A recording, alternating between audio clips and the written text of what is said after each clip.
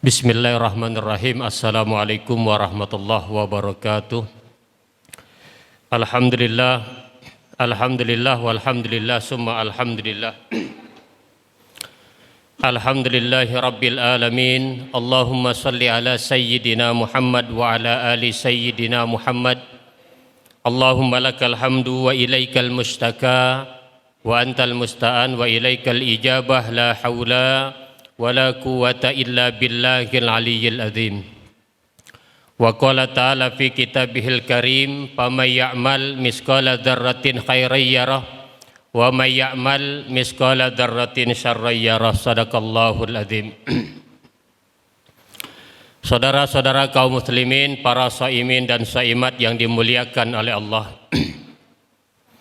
Satu ketika sahabat baginda Rasulullah sallallahu alaihi wasallam, Mu'adz bin Jabal radhiyallahu an, sedang asik tadarus membaca ayat-ayat suci Al-Quran. Kemudian bacaannya sampailah kepada surah ke-18, ayat ke-18, surah An-Naba, yang berbunyi yauma yunfahu fis-suri fata'tuna afwaja. Apa yang terjadi, saudara? Ketika ayat yang pendek ini dibaca oleh sahabat baginda Rasul, beliau pun berhenti membaca ayat suci Al-Quran. Kemudian Al-Quran itu ditutupnya. Mu'adz bin Jabal berlari menghampiri baginda Rasulullah sallallahu alaihi wasallam. Ketika beliau sudah sampai di hadapan baginda Rasul, Mu'adz bin Jabal bertanya kepada baginda Rasul, "Ya Rasulullah, akhbaroni an qaulihi ta'ala yauma yunfahu fis-suri fata'tuna afwaja." Ya Rasul, tolong dong kau ceritakan kepada saya apa sih maknanya, apa sih artinya, apa sih maksudnya daripada firman Allah yang berbunyi yauma yunfahu fis-suri fata'tuna afwaja. Apa yang terjadi, saudara, ketika ayat yang pendek ini dibacakan di hadapan baginda Rasul? Fabakiya Rasulullah sallallahu alaihi wasallam hatta ibtaliyat siyabahu min dumu'i ainihi. Kontan pada saat itu juga baginda Rasul menangis. Bahkan saking dahsyatnya tangisan baginda Rasul sampai jubah beliau basah oleh tetesan-tetesan air mata baginda Rasulullah sallallahu alaihi wasallam. Setelah baginda Rasul berhenti dari tangisannya, beliau pun menjelaskan kepada sahabatnya Mu'adz bin Jabal. Kata baginda Rasulullah sallallahu alaihi wasallam, "Ya Mu'adz, sa'altani an amrin azim tuhsaru ummati ala isnai asara sunpan." Wahai Mu'adz, engkau baru saja bertanya kepadaku satu perkara yang begitu hebat, satu peristiwa yang maha dahsyat, di mana nanti umatku akan dikumpulkan di padang mahsyar di hadapan Allah, di mana nanti kita orang Islam umat Muhammad akan dipecah menjadi 12 kelompok di hadapan Allah Subhanahu wa taala. Yang membuat aku menangis, yang mataku tak sanggup untuk melihat itu nanti akan dibeberkan di hadapan Allah Subhanahu wa taala. Kata Nabi, konon umatku, kata baginda Rasul, di padang mahsyar akan dipecah menjadi 12 kelompok di hadapan Allah Subhanahu wa taala. Yang lebih dahsyatnya lagi, kata baginda Rasul, dari 12 kelompok tersebut yang 11 kelompok celaka semua. Cuma satu kelompok saja yang akan diselamatkan. 11 kelompok semuanya akan digiring masuk ke dalam neraka Zabaniyah. Yang 11 kelompok semuanya akan digiring ke dalam neraka Jahannam yang dipersiapkan oleh Allah Subhanahu wa taala. Sementara satu kelompok saja yang akan diselamatkan di hadapan Allah Subhanahu wa taala. Hari ini kita sudah berada pada hari yang ke-27. Di tengah-tengah suasana kita beribadah puasa di bulan suci Ramadan. Ramadan didatangkan oleh Allah Subhanahu wa taala, semuanya diserahkan oleh Allah kepada kita. Mau jadi apa kita ini sebetulnya di hadapan Allah Subhanahu wa taala? Semua pilihan itu diberikan oleh Allah Subhanahu wa taala kepada kita. Kita yang menentukan mau kemana kita, mau masuk kelompok yang mana kita. Semuanya pilihan itu diserahkan oleh Allah Subhanahu wa taala kepada kita. Yang jelas, kata baginda Rasul, besok umat Muhammad akan dipecah menjadi 12 kelompok di padang mahsyar di hadapan Allah Subhanahu wa taala. Dari 12 kelompok yang 11 celaka semua. Cuma satu kelompok saja yang akan diselamatkan di hadapan Allah Subhanahu wa taala. Pertanyaannya, siapa yang 12 kelompok tersebut? Siapa yang 11 kelompok tersebut dan siapa yang satu kelompok tersebut yang akan diselamatkan dan diizinkan oleh Allah bisa masuk ke dalam surganya Allah Subhanahu wa taala? Mari kita introspeksi, kita meraba diri kita masing-masing.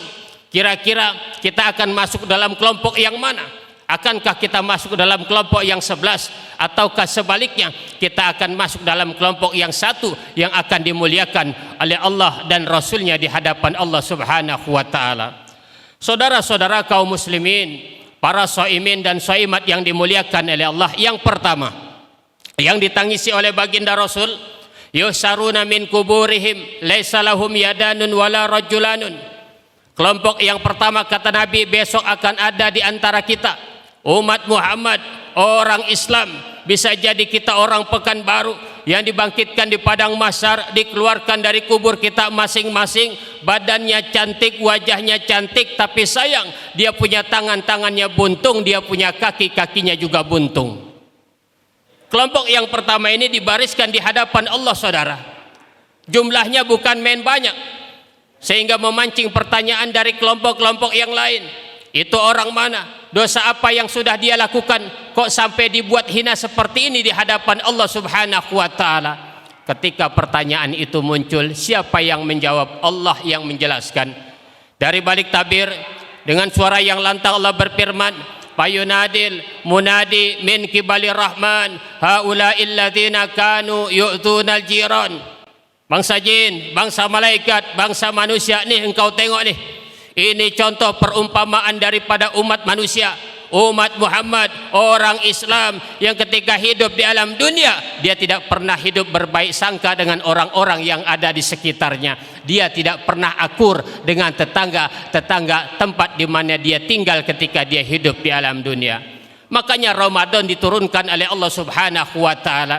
Ramadan ingin mengajarkan kepada kita agar supaya kita bisa memiliki rasa empati, bisa berbagi terhadap penderitaan saudara-saudara kita yang lain.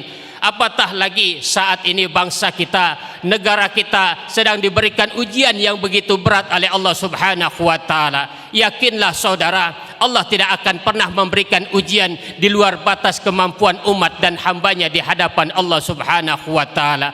La yukallifullahu nafsan illa wus'aha laha ma kasabat wa 'alaiha maktasabat. Jelas itu semuanya Allah terangkan di dalam Al-Qur'an. Maka dari itu Ramadan didatangkan kepada kita. Allah ingin mengajarkan kepada kita agar supaya kita bisa menjadi insan yang mau berbagi dengan orang-orang yang ada di sekitar kita. Yang kedua kata baginda Rasul, yang ditangisi dari umatnya nanti, yusaruna min kuburihim ala suratil khanadir. Besok akan ada di antara kita umat Muhammad, orang Islam, bisa jadi mungkin kita orang Pekanbaru yang ketika dibangkitkan di padang mahsyar, keluar dari kubur kita masing-masing, badannya cantik, bodinya bagus, tapi sayang kepalanya sama dengan kepala babi. Ini kelompok yang kedua yang ditangisi oleh baginda Rasulullah sallallahu alaihi wasallam. Dia dibariskan di padang mahsyar, jumlahnya bukan main banyak, sehingga kelompok yang lain bertanya, siapa tuh? Orang mana tuh? Apa dosanya? Kok sampai dibuat hina seperti ini dia di hadapan Allah Subhanahu wa taala? Hebatnya lagi saudara, ketika pertanyaan ini muncul, bukan manusia yang menjawab, bukan malaikat yang menerangkan, tapi Allah yang menjelaskan. Dari balik tabir Allah berfirman, bayunadil munadi min kibalir rahman haula'il ladzina kanu yatahawanuna bis salawat. Kata Allah, bangsa jin, bangsa malaikat, bangsa manusia, ini engkau saksikan. Ini contoh perumpamaan daripada umat Muhammad, orang Islam yang ketika hidup di alam dunia diberikan kesempatan hidup oleh Allah Subhanahu wa taala, tapi sayang karena kesibukannya dengan urusan dunia, kanu yatahawanuna bis salawat. Sembahyangnya, salatnya selalu dikerjakan di akhir waktu. Naudzubillah summa naudzubillah. Artinya apa? Benar. Di dalam Al-Quran Allah sudah ingatkan kepada kita, fawailul lil musallin alladzina hum an salatihim sahun. Celaka bagi engkau orang-orang yang solat. Yang bagaimana? Orang-orang yang sahun dalam solatnya. Sibuk kita memberikan pelayanan kepada masyarakat. Silakan kita bekerja mencari nafkah. Tapi apabila Allah sudah panggil kita, Allahu Akbar, maka sesungguhnya tidak ada panggilan yang paling agung yang patut untuk kita jawab kecuali kita bisa menjawab dan memenuhi apa yang menjadi panggilan Allah Subhanahu wa ta'ala. Saudara-saudara kaum muslimin, para shaimin dan shaimat yang dimuliakan oleh Allah Subhanahu wa ta'ala, benar kata Nabi, besok engkau akan lihat banyak orang yang memohon kepada Allah minta pahala solatnya ketika dia hidup di alam dunia. Yusalluna walam yusallun, kata Allah, engkau sembahyang tapi pada hakikatnya engkau tidak sembahyang di hadapan Allah Subhanahu wa ta'ala. Maka dari itu baginda Rasulullah sallallahu alaihi wasallam mengingatkan kepada kita, siapa orang yang suka bermain-main dengan waktu sembahyang, siapa orang yang suka mengakhirkan waktu sembahyangnya, Allah sudah siapkan 15 macam siksaan baginya di hadapan Allah Subhanahu wa ta'ala. 5 ketika dia masih hidup di alam dunia. Apa itu? Yang pertama diantaranya, yarfaul barakata min kasbihim. Apabila suka bermain-main dengan waktu sembahyang kita kerjakan selalu di ujung waktu, maka Allah akan cabut sinar keberkahan dari semua usaha yang dilakukan si hamba tadi ketika dia hidup di alam dunia di hadapan Allah Subhanahu wa ta'ala. Ini menjadi sebuah perenungan bagi kita bersama, saudara. 2 tahun sudah perjalanan wabah virus corona melanda bangsa dan negara kita. 2 tahun sudah penderitaan ini diberikan oleh Allah Subhanahu wa ta'ala. Kenapa hal ini terjadi dalam kehidupan kita? Maka sudah sepatutnya mari kita merenung sendiri di hadapan Allah. Kita melakukan introspeksi. Mungkin banyak kewajiban kita, tugas kita, ibadah kita, solat kita yang kita kerjakan di hadapan Allah terkadang tidak pernah tepat waktu sebagaimana yang ditentukan oleh syariatnya. Yang kedua, orang-orang yang bermain dengan waktu sembahyang, kata baginda Rasulullah sallallahu alaihi wasallam, laisa lahu hidzun fi du'ail muslimin, tidak ada hak baginya untuk mendapatkan keberkahan dari doa orang-orang Islam yang masih hidup di alam dunia. Ini yang kita khawatirkan. Yang masih hidup saja kita tidak mendapatkan keberkahan, apatah lagi ketika jasad kita sudah tertanam di dalam tanah. Kemudian yang ketiga, bagi orang yang suka bermain-main dengan waktu sembahyang, apa kata baginda Rasul? La yarfa'u lahu du'aun ila sama. Allah tidak akan pernah menerima, Allah tidak akan pernah mengangkat, Allah tidak akan pernah mengijabah sehebat apapun doa hamba tadi di hadapan Allah Subhanahu wa ta'ala. Ini yang kita khawatirkan. Kenapa petaka ini belum juga selesai? Kenapa musibah ini juga belum selesai? Mari kita perbaiki kualitas ibadah kita di hadapan Allah Subhanahu wa ta'ala dengan menjaga waktu sembahyang kita dengan baik di hadapan Allah Subhanahu wa ta'ala. Saudara-saudara kaum muslimin, para shaimin dan shaimat yang dimuliakan oleh Allah. Yang keempat, orang yang suka bermain dengan waktu sembahyang, kata baginda Rasulullah sallallahu alaihi wasallam, yashtaddu alaihi ruhahu indan nadha. Allah akan persulit, Allah akan buat susah kapan? Ketika besok dia menghadapi proses yang namanya syakratul maut. Sungguh sebuah perjuangan yang teramat berat. Sesungguhnya di dalam kematian ada yang namanya sakratul maut. Bagi orang yang suka bermain-main dengan waktu sembahyangnya, maka Allah akan persulit, Allah akan persusah baginya ketika dia menghadapi yang namanya sakratul maut. Maka dari itu sering-seringlah kita bermohon kepada Allah, Allahumma hawin alaina fi syakaratil maut wan najata minan nar wal afwa indal hisab. Makanya hari ini saudara, Allah mempertontonkan itu semua kepada kita. Betapa kematian bukan lagi menjadi sesuatu yang aneh buat kita. Kematian menjadi sesuatu yang lazim hari ini dalam kehidupan kita. Kematian menjadi sesuatu yang lumrah dalam kehidupan kita. Hampir setiap harinya kita mendengarkan ada kabar orang yang dijemput, dipanggil menghadap Allah Subhanahu wa ta'ala. Maka dari itu mari kita manfaatkan momen Ramadan ini, tiada lain dan tiada bukan, agar supaya bencana ini, musibah ini, petaka ini cepat diangkat oleh Allah Subhanahu wa ta'ala. Tidak ada lain dan tidak ada bukan, kita perbaiki kualitas ibadah kita di hadapan Allah Subhanahu wa ta'ala. Ini saja yang dapat disampaikan. Lebih dan kurang mohon dibukakan pintu maaf yang sebesar-besarnya. Billahi taufiq wal hidayah. Assalamualaikum warahmatullahi wabarakatuh.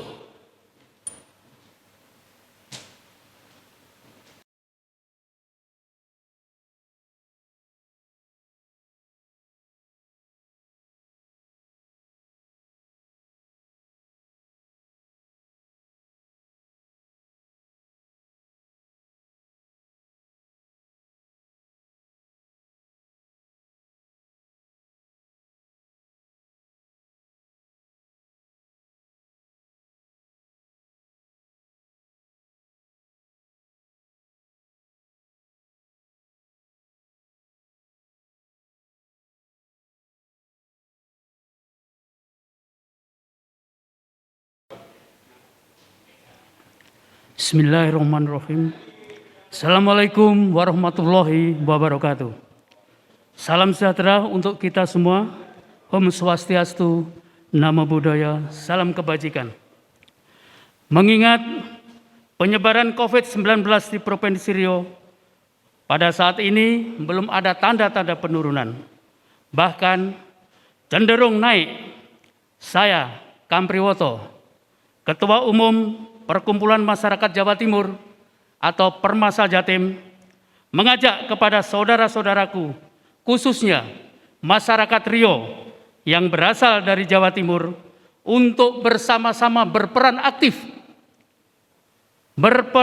sekali lagi berperan aktif dalam mencegah dan memutus berkembangnya virus COVID-19 dengan cara harus tetap melaksanakan protokol kesehatan. Selanjutnya, kami pengurus Permasa Jatim, dalam hal ini kami didampingi oleh sekretaris, bendahara, dan para wakil-wakil ketua, menghimbau kepada dulur-dulurku Jawa Timuran dimanapun berada, pada Lebaran ini, ayo kita menahan diri, kita menahan nafsu untuk mudik. Jadi,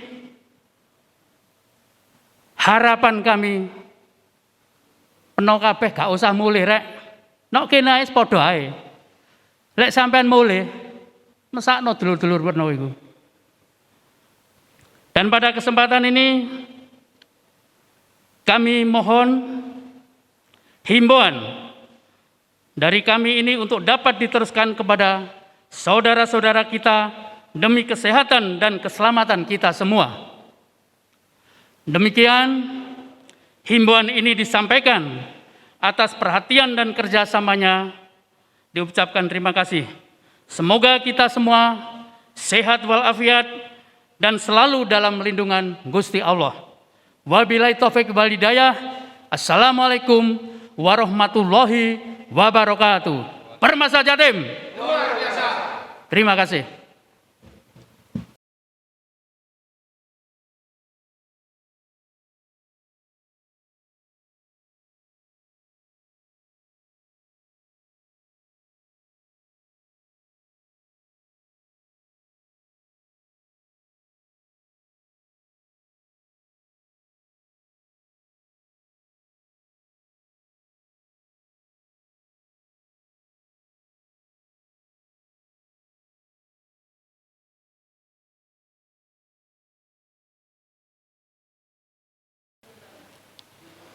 Bismillahirrahmanirrahim.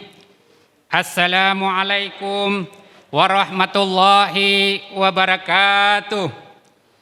Saya Asrizal Nurdin Danau, Pandeka MD, Wakil Ketua PKKS Perkumpulan Keluarga Kabupaten Solo, Provinsi Riau. Hadir bersama saya pengurus dan ketua-ketua IKA Nagari. Pertama, Bapak Anasril. Kedua, Bapak Asbernaldi. Ketiga, Saudara Muhammad Royan Hidayatullah SE. Bapak Ibu Saudara hadirin, nenek mama alim ulama cadiak pandai suluh bendang dalam nagari. PKKS Riau menyikapi perkembangan COVID-19 di Provinsi Riau yang semakin meningkat. Bahkan menurut data sudah berada pada urutan kedua atau ketiga secara nasional. Maka dari hal itu tersebut di atas kami menghimbau seluruh warga dan dusanak-dusanak kami, warga keluarga besar PKKS yang berada di seluruh kabupaten dan kota se-Provinsi Riau. Pertama, untuk taat dan mematuhi protokol kesehatan. Mari memakai masker. Kedua, mencuci tangan setiap saat. Ketiga, menjaga jarak. Keempat, menjauhi kerumunan. Kelima, mengurangi mobilitas di luar rumah. Ayo disiplin, jalankan prokes kesehatan, jangan menyerah dan lengah dengan COVID-19 masih mewabah saat ini. Kedua, kami menghimbau untuk tidak mudik atau pulang kampung. Menyambut Idul Fitri tahun ini, mari kita jaga kesehatan keluarga kita, tetangga, dan sanak keluarga dari dampak wabah COVID-19, baik yang ada di rantau maupun di kampung halaman dari musibah ini. Bapak, Ibu, Saudara, Nenek, Mama, alim ulama, cerdik, pandai yang kami hormati, karena kita sudah berada di penghujung Ramadan, kami atas nama pengurus PKKS Provinsi Riau dan ketua-ketua IKA Kenagarian se-Kabupaten Solok di Provinsi Riau mengucapkan selamat Hari Raya Idul Fitri 1442 Hijriah. Mohon maaf lahir dan batin. Minal aidin wal faizin. Semoga kita semua kembali kepada fitrah. Amin ya rabbal alamin. Bapak, Ibu, hadirin yang kami muliakan, mari kita bersilaturahmi melalui media sosial, via daring, Zoom, atau video call, WhatsApp, dan lain-lain. Demikian himbauan ini kami sampaikan kepada Bapak, Ibu, Saudara-saudari, dunsanak-dunsanak kami semuanya, masyarakat Riau, dan keluarga besar PKKS serta IKA Kenagarian dimanapun berada. Terakhir saya tutup dengan pantun. Tanah Minang, tanah Melayu, rumah adat dari Jati, mengirim bunga takut layu, kukirim pantun rangkaian hati. Cantik-cantik anak rusa, bermain asik di hutan rimba. Sebulan penuh kita puasa, akhirnya Idul Fitri akan tiba. Kain ulos, kain satin, beli di hilir, jual di hulu. Saya mohon maaf lahir dan batin untuk semua salah yang lalu. Demikian Bapak, Ibu, Saudara-saudara dunsanak kami mohon maaf yang sebesar-besarnya. Semoga Allah Ta'ala menerima amal ibadah puasa kita dan kita saling bersilaturahmi walaupun dalam jarak jauh. Atas kekurangan dan kekhilafan kami mohon maaf. Wabillahi taufik wal hidayah. Wassalamualaikum warahmatullahi wabarakatuh.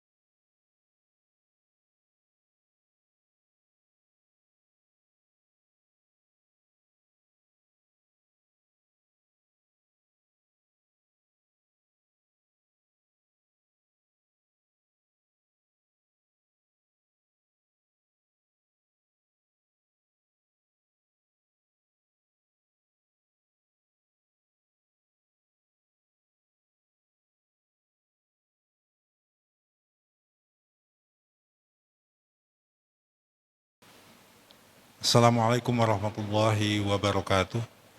Saya Al-Azhar, Ketua Dewan Penasehat Forum Pembauran Kebangsaan dan juga Ketua Umum Majelis Kerapatan Adat Lembaga Adat Melayu Riau, ingin menyampaikan ucapan selamat Hari Raya Idul Fitri 1 Syawal 1442 Hijriah kepada kita semua.